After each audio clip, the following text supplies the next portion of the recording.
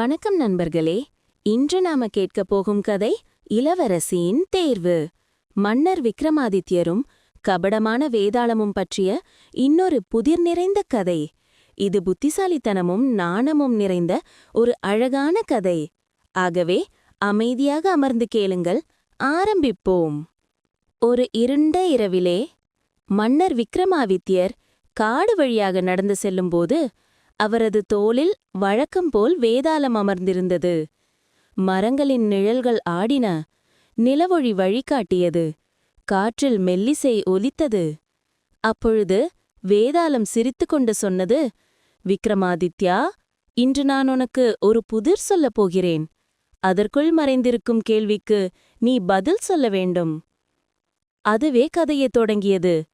ஒரு மாபெரும் அரசர் ஒரு நாள் தனது அழகான மகளுக்கு பொருத்தமான கணவரை தேடினார். அந்த இளவரசி அழகிலும் அறிவிலும் சிறந்தவள். மன்னர் தன் மகளுக்கு சிறந்த துணை யார் என யோசித்தார்.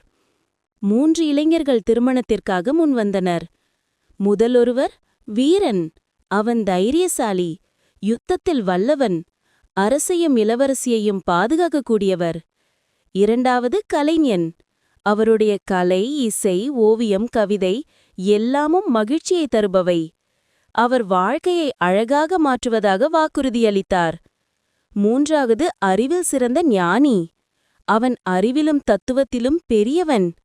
அரசாட்சியை நியாயமாகவும் அமைதியாகவும் நடத்தக்கூடிய அறிவு அவரிடமிருந்தது.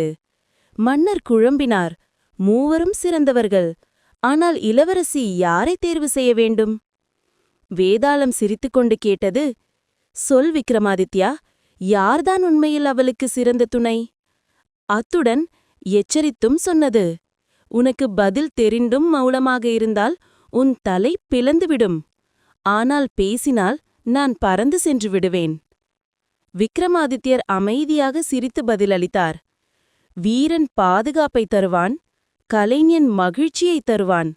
ஆனால் புத்திசாலி அவர் வாழ்க்கைக்கும் அரசாட்சிக்கும் வழிகாட்டுவான். அறிவு இருந்தால் அமைதி, செழிப்பு, நியாயம் அனைத்தும் வரும். ஆகையால் இளவரசி புத்திசாலியை தேர்வு செய்வது சரி. அதை கேட்ட வேதாளம் பெருமூச்சுடன் சிரித்தது. ஹஹஹா, விக்ரமாதித்யா, நீ மீண்டும் சரியான பதிலையே சொன்னாய். உன் புத்தி நிலவைக் காட்டிலும் பிரகாசமானது. ஆனால் நீ பேசிவிட்டாய். எனவே நான் பறந்துவிட வேண்டும். அத்துடன் வேதாளம் காற்றைப் போல பறந்து தன் பழைய மரத்துக்குச் சென்றுவிட்டது.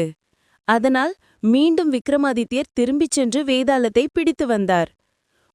ஒவ்வொரு முறையும் புதிய புதிர், புதிய சோதனை. ஆனால் ஒவ்வொரு முறையும் விக்ரமாதித்யரின் நாணம் வெற்றி பெற்றது. இதுவே இன்றைய கதை நண்பர்களே. மீண்டும் அடுத்த கதையில் இன்னொரு புதிர், இன்னொரு அறிவின் சோதனை. அதுவரைக்கும் நன்றி, வணக்கம்.